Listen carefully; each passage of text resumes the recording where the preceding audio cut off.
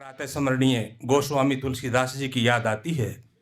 उन्होंने जब रामचरितमानस की सृजना की तो उस समय बहुत से भाव बिंदु, बहुत सा सामाजिक यथार्थ उस रामचरित में नहीं आ पाया था। तो उसके पूरक रूप में उन्होंने ब्रज भाषा में कवितावली का सृजन किया था। मैं इसको रामचरितमानस और इसको कवितावली के रूप में देखता हूँ।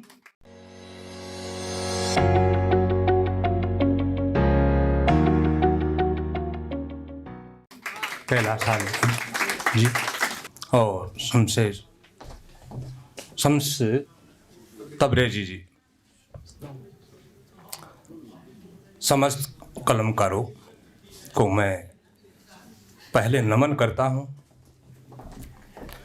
अब जो कार्यक्रम है एक परवान की हद को पार कर चुका है। उस अवस्था में बोलना अपने आप में अग्नि परीक्षा है और उससे मुझे गुजरना है। सबसे पहले मैं तेरा नाम इश्क रचना से आपको जोड़ना चाहूँगा। मैंने लगभग 15 दिन पहले इस रचना को पढ़ा, लेकिन आज इस वक्त भी मेरे दिल और दिमाग पर साहिल और नेहा विराजमान है। क्या बात, बहुत अच्छा। यह सब अजय सिंह राणा असर की कलम का असर है। इन्होंने जितनी भावपूर्ण और मानवीय संवेदनाओं के ऊपर इतनी बारीकी से रचना को रखा है कि तमाम समालोचना की जो कसौटियां हैं उन पर खरी उतरती है। ये एक आज के दौर में, मैं पहले तो नहीं कहूँगा, क्योंकि यदि मैं ईराचंद्र जोशी जी की बात करता हूँ, रांगे राघव की बात करता हूँ, तो वो दौर अलग था। आज के दौर में मैं इसको एक बड़े कलेवर का उपन्यास मानता हूँ। इसी तरह का उपन्यास हमारे उपन्यासकार साथी यहाँ बैठे हैं, नरेश चौधरी, एक सवाल तीन तलाक, वो भी इसी प्रकार बड़े कलेवर में आया। हाल में ही आया था, वो भी बड़ी चर्चा में है। प्रसंगवश उसकी चर्चा आ रही है और संयोग भी है कि वो साहित्यकार हमारे बीच में विराजमान हैं।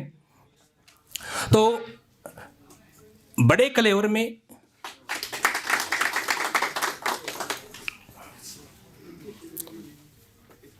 बात रखना, कहना अपने आप में एक श्रम साध्य प्रक्रिया है।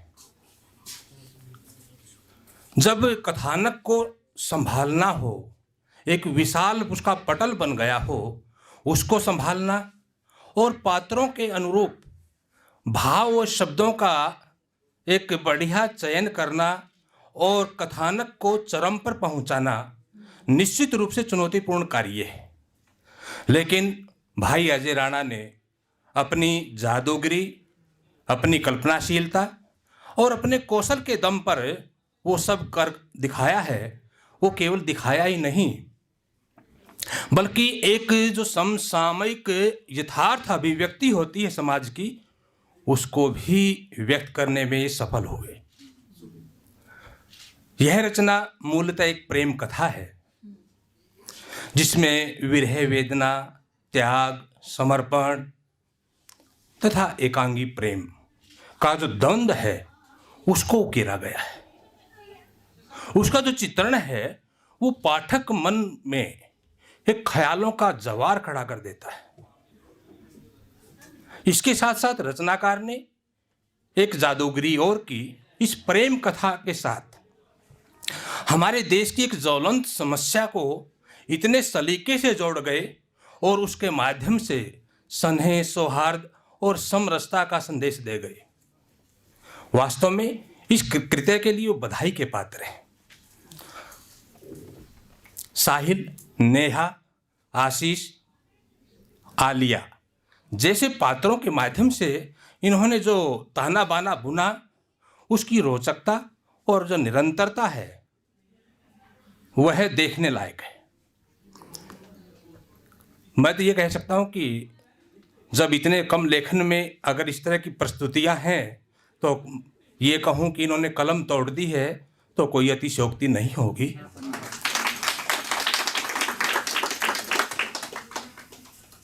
रचना में एकांगी प्रेम जब पराकाष्ठा पर जाता है, उसकी पीड़ा पाठक के मन को हमदर्दी की तरफ ले जाती है। एकांगी प्रेम की पराकाष्ठा अपना हक बना जाती है पाठक मन पर। दूसरी तरफ जो परिणय है, पुनीत परिणय का जो प्रपात है, वो पाठक के मन को स्नेह की धारा से सराबोर कर देता है। भले ही नेहा को नेह, साहिल को साहिल न मिला हो और आशीष को दैविक आशीष प्राप्त न हुए हों। मैं सीधे शब्दों में कहूं कि ये एक दुखांत प्रेम कथा है, और दुखांत होना भी पाठक के हृदय को बांधे रखता है। उसका परिणाम आपके सामने खड़ा हूं। 15 दिन से वो किरदार मेरे जहन से निकल नहीं रहे हैं। जहाँ तक संवाद की बात है, देखना, मैं परंपरागत शब्दों की बात करूं कि उसमें निरंतरता है, उत्सुकता है, गतिशीलता है। ये तो कहने की बात ही नहीं बचती इस उपन्यास में। इन्होंने एक खास जो बात रखी है संवादों में, वो क्या है कि इन्होंने जिस भी भाव बिंदु को लेकर अपना संवाद रखना सोचा है, उससे पहले एक वातावरण तैयार किया है, जिसके कारण जिनकी रचना है वो और अधिक धारदार बन गई है। इन्होंने पाठक को ऐसा बांध दिया है कि रचना को पढ़े बगैर, रचना को जिए बगैर, रचना को भोगे बगैर रचना पाठक उससे मुक्त ही नहीं हो पा रहा है। मैं बहुत से साथियों ने बहुत कुछ कह दिया, इसलिए मैं बहुत कोशिश कर रहा हूं कि मैं संक्षेप में बात को समेट दूं, क्योंकि सभी साथियों ने इस विषय पर बहुत बातें की हैं। मैं संक्षेप में इतना ही कह सकता हूं कि सत्यम शिवम सुंदरम की कसौटी पर खरी उतरने वाली ये जो रचना है, वास्तव में हिंदी साहित्य में एक बहुत बड़ा योगदान है। और इस अवदान के लिए मैं इनको इस उम्मीद के साथ हार्दिक शुभकामनाएं देता हूं कि भविष्य में भी इसी प्रकार मानवीय संवेदनाओं से जुड़ी हुई रचनाओं का सृजन कर साहित्य को निरंतर गति देते रहें, साहित्य के कोश में वृद्धि करते रहें। दूसरा, इनकी आज जिस रचना का विमोचन हुआ है, भीगे हुए खत, कुछ तो इन्होंने कह दिया और कुछ मेरे जहन में पहले से ही चल रहा था इसके शीर्षक को देखकर। मुझे रामचरितमानस के रचनाकार प्रातः स्मरणीय गोस्वामी तुलसीदास जी की याद आती है। उन्होंने जब रामचरितमानस की सृजना की तो उस समय बहुत से भाव बिंदु, बहुत सा सामाजिक यथार्थ उस रामचरित में नहीं आ पाया था। तो उसके पूरक रूप में उन्होंने ब्रज भाषा में कवितावली का सृजन किया था। मैं इसको रामचरितमानस और इसको कवितावली के रूप में देखता हूं। तो इसके लिए मैं भाई अजय को हार्दिक बधाई देता हूं कि क्योंकि लिखना है अकारण नहीं होता है, अचानक हो सकता है। तो इन्होंने जो कार्य किए हैं उनके पीछे कारण तो है ही, और वो कारण साहित्यकार बंधु बैठे हैं सभी। मैं उस व्याख्या में नहीं जाना चाहता हूँ। साहित्य होता ही समाज के लिए है, समाज का है, वो काम ये कर रहे हैं। मेरी हार्दिक शुभकामनाएं हैं कि वो इसी दिशा में आगे बढ़ते रहें। अब बात कविता की जब आती है तो जैसा कि मैं कह रहा था कि कवि सम्मेलन तो परवान को पार कर चुका है, हम क्या पढ़ें। नए रचनाकारों ने गद गद कर दिया। मैंने छोटे बड़े कार्यक्रमों में गया भी हूँ और मैंने बड़े से बड़े कार्यक्रमों का आयोजन किया भी है। वास्तव में जितनी मैं प्रशंसा करूं इन कलमकारों की उतनी कम है मेरे पास। मैं तो ये मानता हूं कि शब्दों का अकाल पड़ गया है, मैं इनके बारे में कुछ नहीं कह सकता हूं।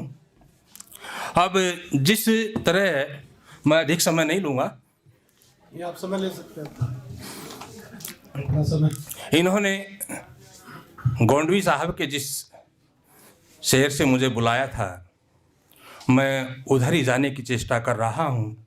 पहले एक गीतिका के 2-4 बंद हैं वो रखूँगा। घट पन घट और पनिहार मेरे गांव से रूठ गए हैं।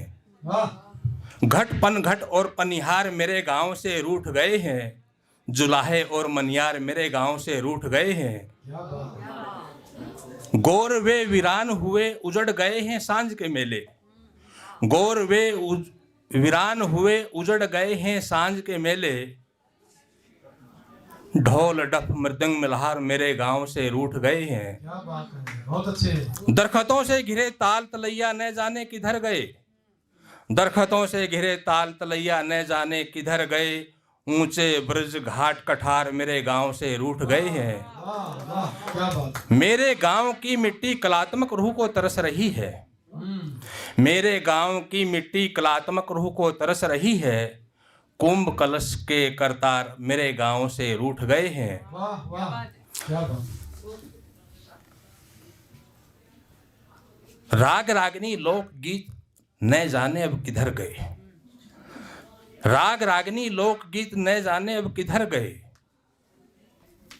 सौपन के दस्तकार अब मेरे गांव से रूठ गए हैं। बहुत अच्छे। मैं अब आपको एक रचना उसमें हाँ एक दो सुनाइए।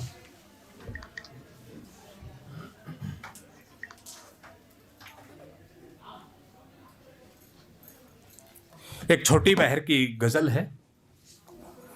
क्या जवानी है उसकी आंखों में।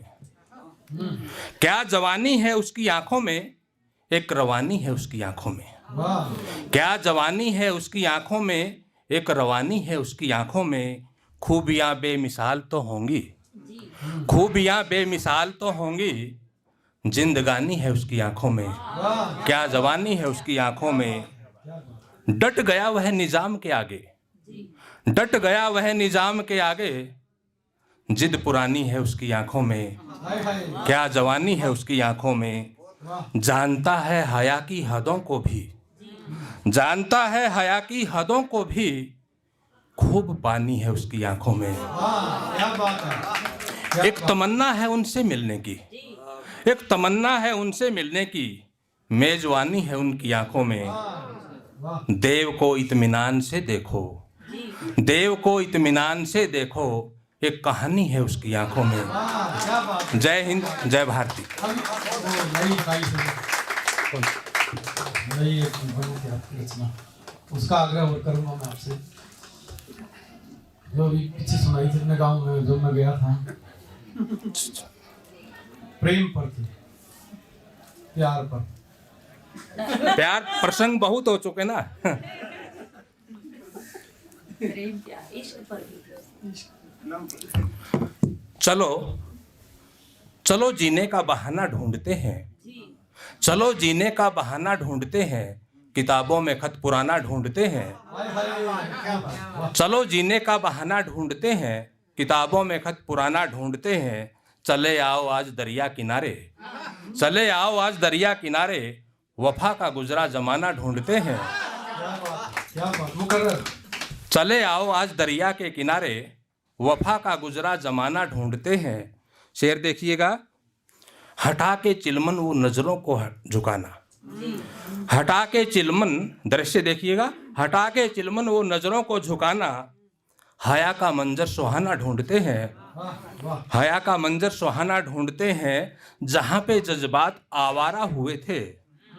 जहाँ पर जज्बात आवारा हुए थे। चलो फिर से वो ठिकाना ढूंढते हैं। वाह वाह क्या बात क्या बात। यहाँ एक जो साहित्यकार मित्र बोल गया था, उसी भाव के ऊपर एक शेर इस रचना का है। यहाँ एक कतरा बना जब से समंदर। यहाँ एक कतरा बना जब से समंदर, भटकते दरिया मुहाना ढूंढते हैं, चलो जीने का बहाना ढूंढते हैं। मुकर्रर। यहाँ एक दरिया बना जब से समंदर, भटकते दरिया मुहाना ढूंढते हैं, चलो जीने का बहाना ढूंढते हैं, किताबों में खत पुराना ढूंढते हैं। जय हिंद, जय भारत। क्या बात, बहुत बढ़िया, बहुत बढ़िया।